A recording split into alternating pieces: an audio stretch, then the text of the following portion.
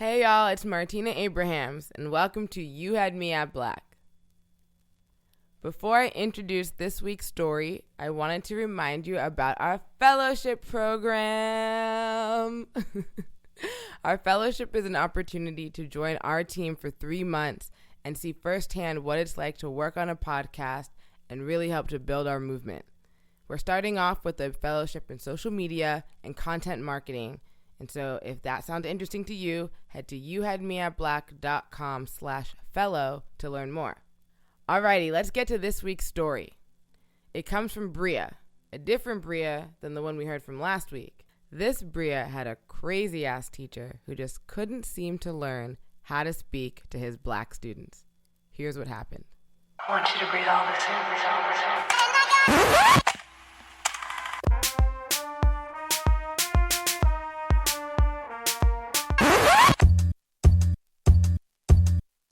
You're listening to You Had Me at Black. Black. Right in the heart of the city. Black. Man, Black. listen, man. Black.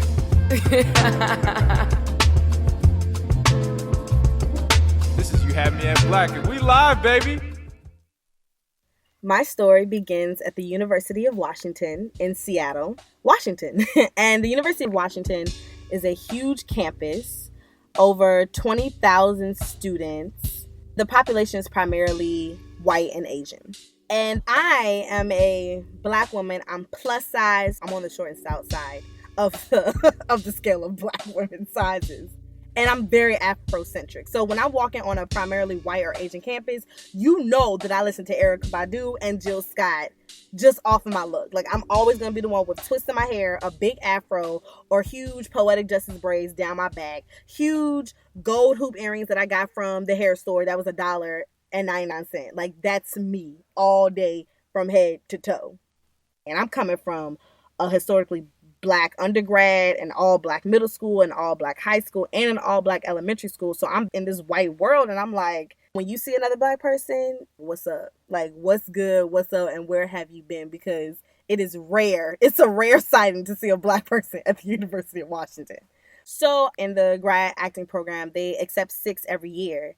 And out of the 6, 4 of us were black students, 2 black women and 2 black men, which is rare in any grad acting program. So I'm very lucky and very blessed. So it's my first year, a first-year grad student. I walk into the drama department. It reminds you of like a haunted house. Like, it would be perfect on Halloween. My first class was my acting class with my professor, Mr. X. And he's this old 75-year-old white man, white hair. He's balding. He has these glasses, always wears a plaid shirt, jeans, and these like cowboy brown boots. And he's actually really cute. Like, he would be my granddad if he was black, but he's just an old white man. And so we're having our acting class with him. We had scene work and monologue study. And so after we did that, we got to do scenes with our classmates. And luckily, I was partnered with the other black woman in my class. So I was hyped. I was like, girl, we're about to do a black play by a black playwright, and it's going to be real dope. I was excited. And Mr. X allowed us to bring in scene ideas before, we made a final decision on which scene we would do. I brought in 3 different scenes, and the feedback he gave me was that the scenes were pretty good, but they weren't long enough, and that he was going to bring in some scenes that he had in mind for me and my other black woman classmates. So I was like, okay, I'm an old white man. Let's see what you're about to bring in. So he comes into the class the next day, and he hands me and my classmate 1 sheet of paper. Now, mind you, I brought in 3 to 4 pages long, and he told me that my scenes were too short. And I look at the paper, and it says the color purple, movie script. And I looked at him, and I look over at my classmate. She's like, oh, hell no. And I'm looking like, are you serious right now? Bruh, I was so pissed. It's a theater-based program, and you're going to hand me a movie script? That is one disrespectful to a theater-based actress. Also, in a theater-based program, any scene work you do should come from a play, a legitimate play written by a legitimate playwright, not a movie script. So for him to have been teaching that long, he should have known that that was a huge no-no. So I looked at him, and I was like, well, who would you like me to read for? He said Seeley. I just felt just extremely disrespected. Like, okay, clearly. So now I know that one of my acting professors here, like, of course he was going to say Seeley, but I thought he was going to surprise me and say Suge. But okay. Note to self while I go through this program for the next 2 years. So fast forward, and I'm in my second year. I'm hyped because I've gone through all the preliminary things that you go through when you're in a grad acting program. You know, you do your basic scene work, your basic physical classes, your basic voice classes, and now we're about to get into more advanced things. And so I have Mr. X again, yay me, and we're doing Chekhov with him. And Chekhov is one of his favorite playwrights. And Chekhov is this old Russian playwright, and he's right on the same scale as Shakespeare. So when you're in the theater and you're working in the theater, you know Shakespeare and you also know Chekhov. They're just both in the same bubble of most cherished work in theater. And he begins the class by saying that we're going to work on different scenes from Chekhov's plays. So, you know, I'm kind of hyped. I'm like, okay, let's see the kind of stories that he wants to bring to life, and let's see how I can tackle it. So before we do the table read, he starts to go into this whole spill about Chekhov because he loves Chekhov. And then he brings up Cornel West. He says, and you know, I was listening to an NPR radio station, and Cornel West was the host, and he was talking about Chekhov. And he said that Chekhov reminds him of John Coltrane.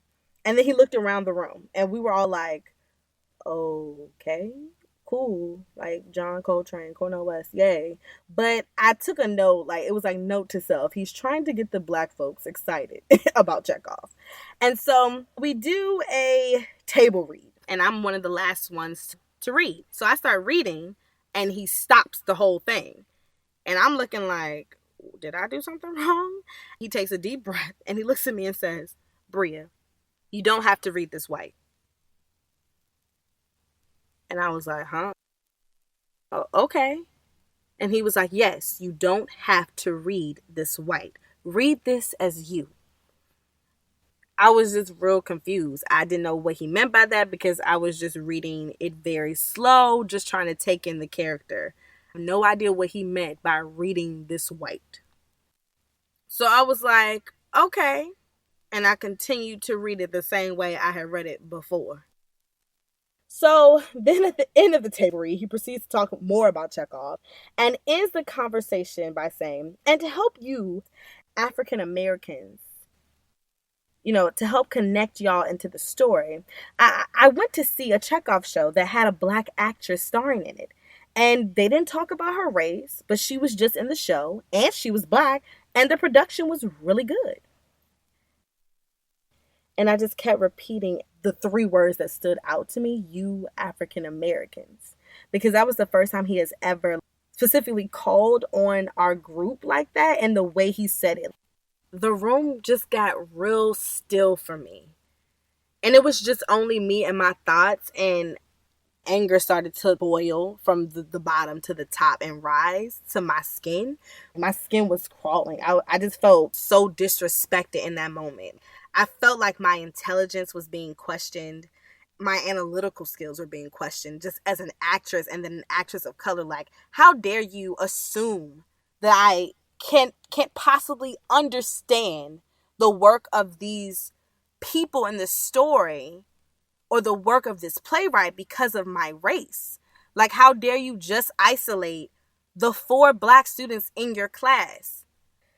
So after class, I go downstairs to the computer lab, which is like a dusty old computer lab room. And I'm talking to my 3 other black classmates about Mr. X and what he said. And they were irritated by it, but I was just like furious. I couldn't stop talking about it, but they were able to let it go because they've been around white people more than I have. And so I knew that I was going to have to be the one to say something to Mr. X about what he said. So I go to my other class and I see my black woman professor.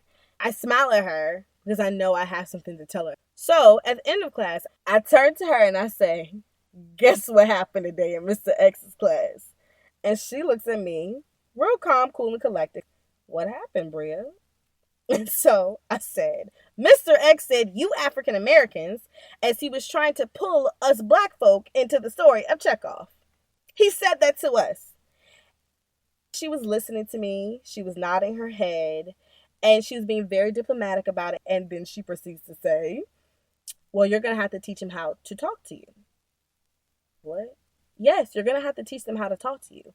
And I was like, but why do I have to teach him how to talk to me? There have been other Black students that he has taught in this program before me. This should not be new to him. He should know. He should not have said that. That wording was so off. And she says, yes, but you have to teach him or he will do it again. And you don't want him to do it again, do you? And I was like, no, I don't. So, a day later, Judgment Day. I open the door to the office and I walk through, and it's the longest walk ever because I'm nervous. And the administrative office is so pale, like the walls are this crusty, dusty yellow, and the air is thick and musty and moldy. And I'm walking through and I'm passing by all the pictures of the different productions that the school has put on in the past. And I get to his door. I knock on the door. He opens it with his white hair, his glasses, and his plaid shirt. He's smiling. He's happy to see me. And I'm like, oh my gosh, okay, cool. You're about to do this. And he sits down and he says, hi. And I swallow, say a little prayer, hi. And he's just smiling.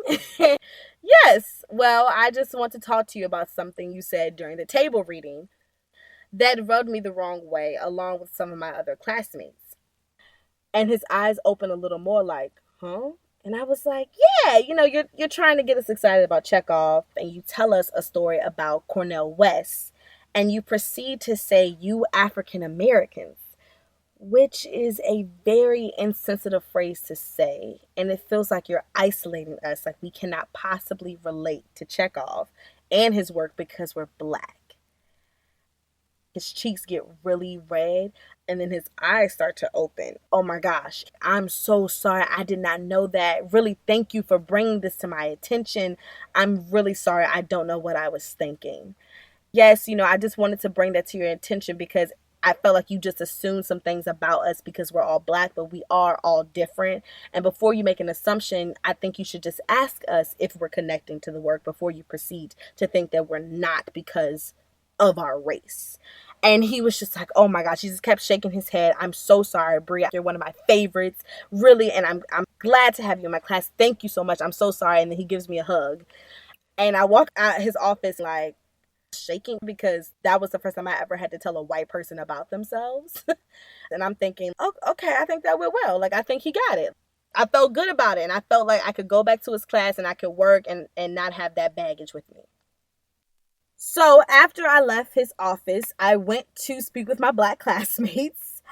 And I was like, y'all, I told Mr. X, I told him that what he said was wrong. They were like, what? Really? We all felt cool to return back to class. So fast forward now, 2 weeks later, we're already off book in our Chekhov class. And we have our 4 different scenes. We have our set pieces. We're in our rehearsal skirts and our heels. And, we're killing the scenes. Like, we're killing them. Like, just last week, Mr. X was just so proud of how we were tackling it and how we were bringing ourselves to the work. And this week was just a little slow. It was a little slow. We were just a little off the track. And so we knew that it was horrible. It was horrible. I wouldn't want anyone to see what we did that day. And so we always get a lecture from Mr. X at the end. And so we knew that it wasn't going to be a good lecture. Mr. X comes up and he's standing in front of us and we're all sitting down like, yeah, we know this thing sucks, so go ahead. And so he's like, you guys, y'all were doing so well with this material last week and I don't know what happened today. It seems like the spirit of exploration left the room and you African Americans were bringing so much of yourselves, but I don't see that anymore. I put my head down and I started laughing. Not the laugh that's like, oh, ha ha ha, that's funny. Like the laugh that your mom makes when she knows she's about to give you a whooping. Like, ha. In my head, I'm thinking, we just had this conversation in your office about this and you say it again in anger, which is even worse. So I look at my other Black classmates. Okay, what y'all thinking? And one of my other classmates, he shakes his head and he keeps mouthing, wow. My other classmate, she puts her head down. She's like, okay, all right. And then the other one, he's giving that I was waiting for you at the door kind of head nod look to Mr. X. I give them all 3 a look like I handled it last time. Y'all gonna handle it this time, okay? And so my classmate raises his hand, and he's a black, tall, light-skinned dude, muscular. You don't want to mess with him when he's angry. And he was like, "What do you mean by you African Americans?" We all looked at Mr. X, and his face turned beet red. And he was like, "Oh my gosh, did I say that again?" And we all nodded our heads like, "Yeah, bruh, you said it again." And he said, and I quote, "Well, I'm sorry. I'm still learning." I'm still learning? And that's it. I'm still learning. And we're supposed to be okay with that. Like, what if the cop who shot Michael Brown told Michael Brown's mom, "I'm still learning the protocol"? Like, what if the cop that killed Tamir Rice told Tamir Rice's mom, "I'm still learning how to decipher a black boy from a black man"? I'm still learning, and we're supposed to be okay with that. I was so hurt by it because I literally took all the bravery and courage that I had and all the silence that I have been, as a black body in America, have been forced to live under. And I decided to use my voice for not only me, but for others that I loved and for others to come after me. And I get this huge slap in my face like I'm still learning, and I'm supposed to be okay with that. And that was the end of class. Like, after that, he left, and one of my white classmates comes up to me, and she's like, I'm so sorry that this is even happening to you all. Like, I think it's so disrespectful, and like, I don't understand why he doesn't understand that. And like, it goes both ways. And I'm looking at her like, huh? What you mean? And she's like, yeah, I mean, like, he's singling you all out as if like y'all are more entertaining to watch or something, or that we're clearly just born because we're white. And it's like, am I not exotic enough? Girl, bye. The lesson of this story: fight white microaggression and prejudice with all of your power. Like, it's exhausting, yes, and it's emotionally heavy, but our existence matters, and so does our respect. And so I say fight every chance you get, and even though you might not see a victory right after, I'm pretty sure the battle will still be won in the long run. Thanks for listening to You Had Me at Black. If you want to hear more stories like this one, leave us a review on Apple Podcasts. This episode was produced by Britney Abrahams. Music and scoring by Deion Henderson. Mixed and mastered by Miles Dotson.